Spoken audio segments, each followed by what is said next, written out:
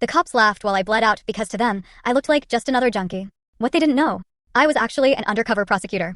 I had just been stabbed during a 6-month undercover sting targeting a major trafficking ring. I managed to drag myself onto the main road, blood pouring from my side. My whole body was on fire. My dress was soaked red, and the wire that exposed me was still taped under it. When 2 officers finally pulled up, I felt a moment of relief, until I saw Officer Howard's face twist in disgust. He looked me over like I was nothing.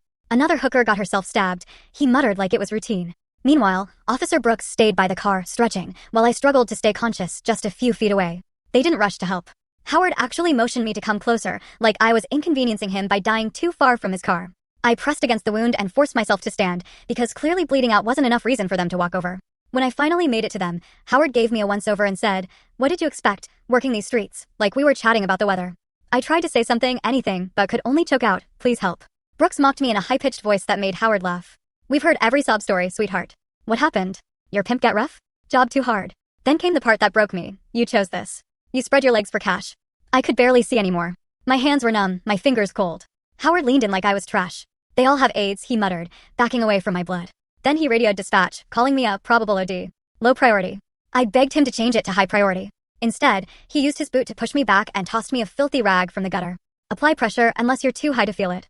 I didn't even touch the thing. Leaving it on the ground actually annoyed Brooks more than the blood. "Maybe this'll be your wake-up call to get a real job," Brooks said, like he was doing me a favor. Could have been a waitress, but no, this is what you wanted. Howard chimed in, ranting about how people like me ruined the neighborhood. Property values dropping. Kids seeing things they shouldn't.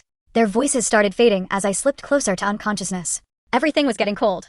Then, suddenly, Howard said, "I've got a daughter, 15 years old. I'd kill her before she ended up like this." Brooks agreed. They kept talking about how I chose this life while I was bleeding out.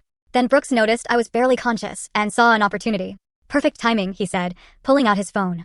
"My buddy in Vice collects these." He crouched down to get a better shot while Howard watched. The camera flash stabbed at my eyes as they joked about my death. "Bet she'll be here till morning," Howard said. "Rats'll strip her before anyone finds her." Brooks laughed.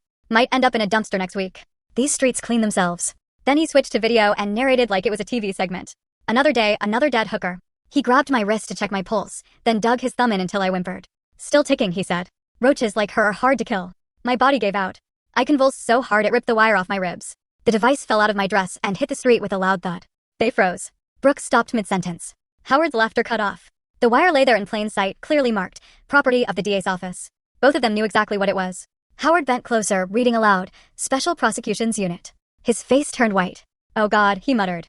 "Oh God, no." Brooks started trembling. "That's the trafficking prosecutor," he whispered.